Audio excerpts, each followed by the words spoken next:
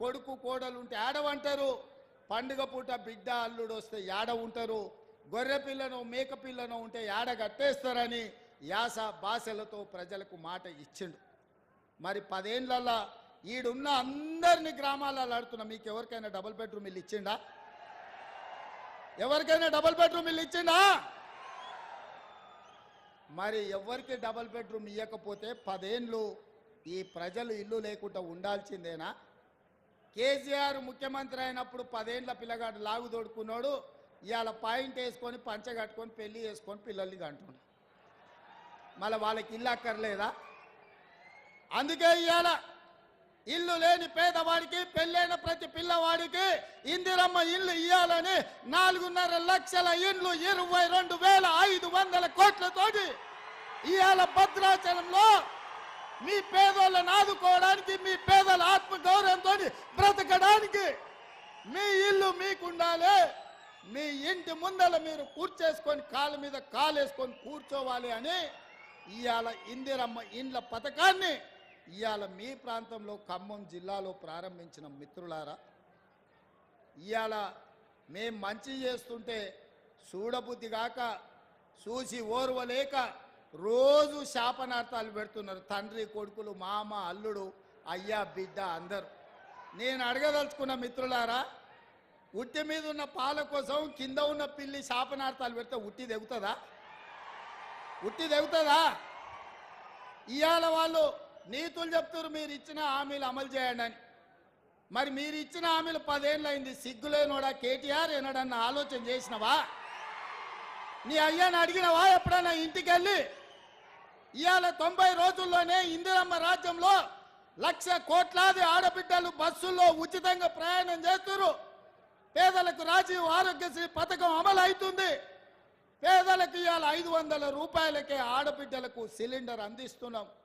పేదలకు ఇవాళ 200 యూనిట్లు ఉచితంగా ఇంటి విద్యుత్ ఇస్తున్నాం. ఇవాళ పేదలకు 5 లక్షల రూపాయలతోటి ఇందిరమ్మ ఇల్లు కట్టుకోనికే కాంగ్రెస్ పార్టీ పనిచేసింది. ఇదే కాదు, 90 రోజుల్లో 30,000 ఉద్యోగాలు నిరుద్యోగ యువకులకు అందించి ఉద్యోగాలు లేక ఉపాధి రాక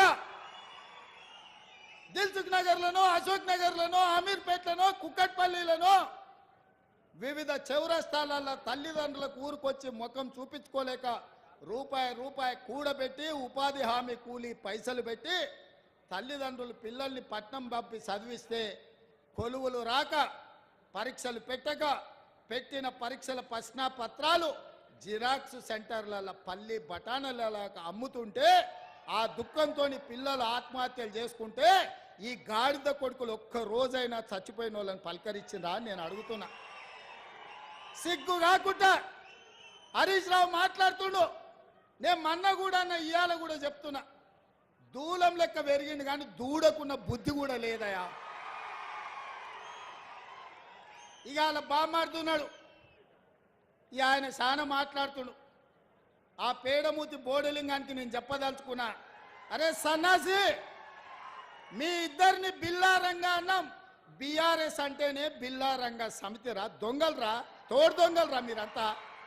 ఈ రాష్ట్రాన్ని దేశాన్ని కొల్లగొట్టిన దొంగలరా. మీ అయ్యొక్క చార్లే శోభారాజురా. ఈ రాష్ట్రాన్ని దేశాన్ని అంతర్జాతీయ స్థాయిలో పరువు తీసి కాళేశ్వరాన్ని కూలగొట్టి మేడిగడ్డ మేడిపండై అన్నారం ఇవాళ పగిలిపోయి సుందిళ్ళ సంకనాకడానికి పోయిందిరా మీ పాపాల పన్నెమే. ఇట్లాంటి పాపాలు చేసి ఇలా రాజీవ్ సాగర్, ఇందిరాసాగర్ ప్రాజెక్టులు మనం కడితే సీతారామ ప్రాజెక్టు, భక్త రామదాసు ప్రాజెక్టు అని పేర్లు మార్చి 1000 కోట్లు కొల్లగొట్టి ఖమ్మం జిల్లాకి ఇవాళ తాగడానికి నీళ్లు లేని పరిస్థితులు కల్పించిన దరిద్రులారా, మీరు వచ్చి మా గురించి మాట్లాడే. ఇక మీ జిల్లాల వాళ్ళకు చప్రాసి ఉన్నాడు, ఒంటికన్ను శివరాసన్. ఒంటికన్ను శివరాసన్ ఎవరో తెలుసు కదా మీ జిల్లాలో. మరి ఇప్పుడు ఆయన ఏడున్నాడో, అంతకుముందు నీలిగిండు, మన వాళ్ళ మీద కేసులు పెట్టిండు ఇవాళ. అందుకే మిత్రులారా, మీరు ఆలోచన చేయండి. బీఆర్ఎస్ బీజేపీ కుమ్ముక్కైంది. ఇవాళ వాళ్ళిద్దరు ఒక్కటై కాంగ్రెస్ను ఓడించాలని కుట్రలు చేస్తారు. బీజేపీ వాళ్ళు 9 సీట్లు ప్రకటించారు. బీఆర్ఎస్ వాళ్ళు ఆ సీట్లలో అభ్యర్థులను ఎవరిని ప్రకటిస్తలేరు. ఎందుకంటే వాళ్ళు పోయి ప్రచారం చేసుకోవాలి. బీఆర్ఎస్ వాడు కూడా